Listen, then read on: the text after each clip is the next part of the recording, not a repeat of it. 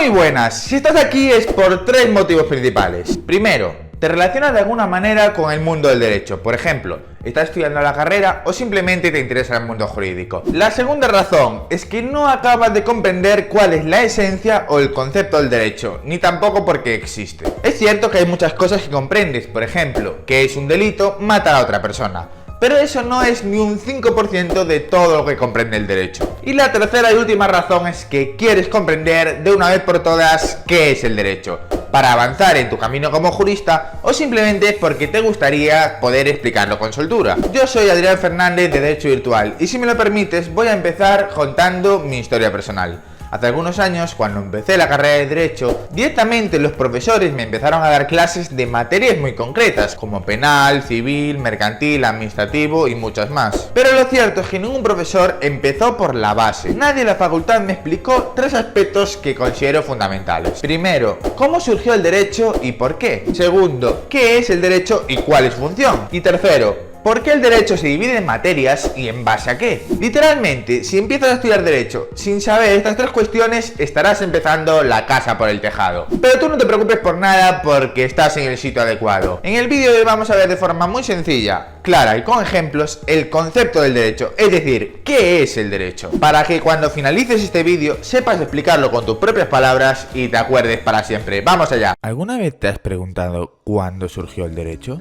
Se remonta a la Edad Antigua, es decir, en torno al año 2000 a.C. La razón es que la sociedad, mayoritariamente agrícola, debía alcanzar dos objetivos. Por un lado, la paz social y por otro, un orden productivo. Las consecuencias de ello son que el poder se delegó en autoridades que eran los caciques, reyes o sacerdotes, y por otro lado, se ejercieron las primeras normas y leyes, pero de momento solo de forma oral. ¿Y qué determinaban estas leyes? Básicamente aspectos en torno a intercambios o trueques, así como posibles disputas por la propiedad de terrenos o violencia. Lógicamente, a lo largo del tiempo, la sociedad se hizo más compleja, y las leyes también. Por ese motivo, era necesario tenerlas por escrito. La primera nación que creó un verdadero ordenamiento jurídico fue Roma, y por eso el derecho romano aún es hoy la base del derecho continental.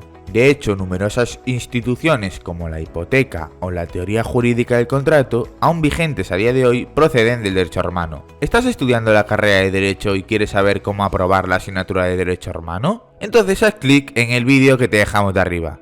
Pero vamos a lo importante, el derecho, al ser tan amplio, no tiene una única definición, sino que podemos decir que se divide en dos campos: el derecho objetivo y el derecho subjetivo. No te preocupes porque vamos a verlo en detalle. El derecho objetivo es el que mencionábamos antes en la sociedad agrícola. Podemos definirlo como un conjunto de normas escritas que rigen la vida en sociedad. ¿Y qué pasa si hay alguien que no hace caso de estas normas? Pues que el poder público le va a sancionar. Como vimos, el poder público eran en la Edad Antigua los caciques, los sacerdotes o los reyes. Hoy en día lo es el Estado. Pero vamos a ver todo esto en detalle con un ejemplo. Imagínate que Juan es un agricultor que labra tierras que no son suyas, sino que son del vecino Pepe.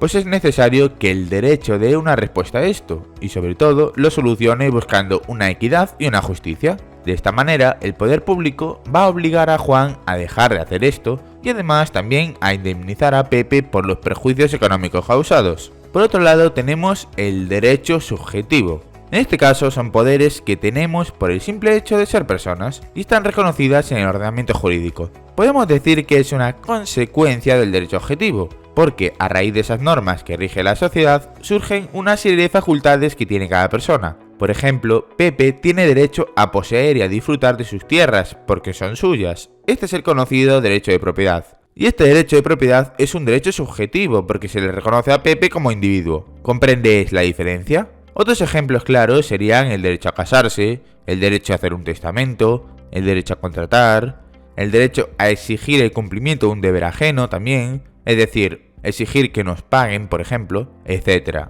¿Has entendido esto del derecho objetivo y subjetivo? En el caso de que aún no lo acabes de comprender, haz clic en el vídeo que te dejamos arriba, porque así te aseguro que te quedará muy claro. Bien, ya visto todo esto, estamos listos para definir el derecho. Tienes que saber que lo podemos definir de múltiples formas, si bien filósofos como Kelsen lo definen como un orden para promover la paz. Esta es una buena definición porque al fin y al cabo el objetivo es que un grupo de individuos pueda convivir de tal forma que los conflictos se resuelvan de una forma pacífica. Y ese orden es el derecho, que solo se puede alcanzar mediante normas y leyes que son las que se van a estudiar en las universidades. Otra forma de definir el derecho sería un conjunto estructurado de normas que regula las relaciones en una determinada sociedad y en un tiempo determinado. De esta forma, el derecho español serían todas las normas existentes en nuestro país y que regulan a toda la sociedad española en su conjunto.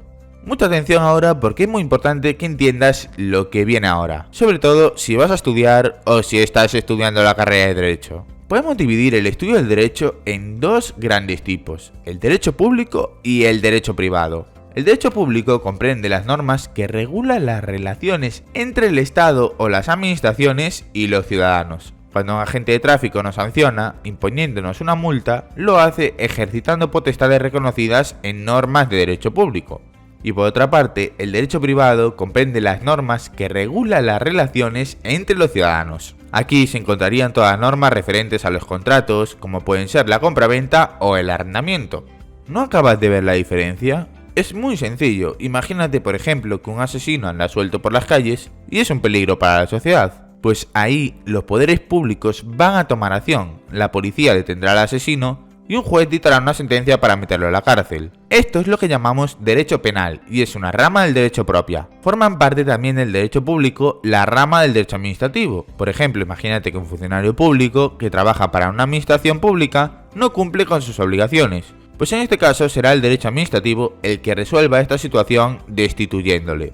También tenemos dentro del derecho público el derecho tributario que regula todo lo referente a los impuestos, el derecho internacional público porque se encarga de las relaciones entre los estados, o incluso el derecho procesal porque es el que se encarga de establecer las normas de los procesos judiciales que imparten justicia. Al final tienes que saber una cosa, en el derecho público, el Estado o la administración tiene una superioridad, y el objetivo es perseguir un interés general que satisfaga las necesidades de los ciudadanos. Como ya hemos visto, además, las normas son imperativas y de subordinación, y el hecho de no seguirlas conlleva un castigo. Por otro lado tenemos el llamado derecho privado, en el cual, por el contrario, no hay ninguna superioridad, porque es una relación de tú a tú. Es decir, si por ejemplo tú compras un piso a Begoña, el Estado no va a interferir, sino que Begoña y tú firmaréis un contrato de compraventa con normas de carácter dispositivo. Es decir, podéis pactar su contenido. Por ejemplo, nadie te obliga a comprar el piso a un determinado precio, sino que lo vais a negociar Begoña y tú. De esta manera, forman parte del derecho privado todas las normas que engloban la vida de una persona, como pueden ser sus relaciones de familia, sus vínculos conyugales, la patria potestad, la propiedad privada, etc. Esto sería lo que se conoce como derecho civil. Aunque también forman parte del derecho privado el derecho mercantil, al regular las normas relacionadas con actividades comerciales. Y para terminar quiero hablarte también de dos categorías del derecho bastante conocidas. ¿Cuáles crees que pueden ser? Pues tenemos el derecho positivo y el derecho natural. Por un lado, el derecho positivo es un concepto elaborado por Kelsen. Se trata de una serie de normas escalonadas de forma jerárquica, de manera que cada norma funda su validez en una norma inmediatamente anterior, hasta llegar a la norma que constituye la cúspide de la pirámide normativa. Vamos a aplicar esto al caso español. Bien, en España, de forma simplificada, podríamos decir que la base de las normas está en los reglamentos, y subiendo por la escala jerárquica nos encontraríamos las leyes. Luego tendríamos los tratados internacionales y por último acabaríamos llegando a la Constitución española. En contraposición a esto tenemos el derecho natural, que es un conjunto de derechos que pertenecen al individuo por el hecho de ser persona. Así, el derecho a la propiedad o el derecho a la libertad fueron tradicionalmente derechos naturales, que las sociedades antiguas entendían como propios de toda persona. El problema está en que no todo el mundo está de acuerdo con absolutamente todos los derechos naturales que pueden existir. De todas formas, lo importante es que tenemos que saber que a partir de los derechos naturales surgen nuevas normas escritas que pasan a regular la vida de la sociedad. Si no acabas de entender esto del derecho natural y positivo, te dejamos arriba un vídeo en el que te lo explicamos de manera mucho más detallada y con ejemplos. Pues con esto terminamos el vídeo. A modo de resumen, recuerda que podemos definir el derecho como un orden para promover la paz o como un conjunto estructurado de normas que regula las relaciones en una determinada sociedad y en un tiempo determinado. Quiero que sepas que para ayudarte aún más, te dejo abajo en el link de la descripción un ebook totalmente gratuito sobre las 7 claves para triunfar en derecho. Descárgatelo porque no te cuesta ni un euro y te será de gran utilidad. Y nada más, si te ha gustado el vídeo, deja un like y comenta porque nos es de gran ayuda. Y si quieres que hagamos más contenido como este, suscríbete al canal. Nos vemos muy pronto, un saludo.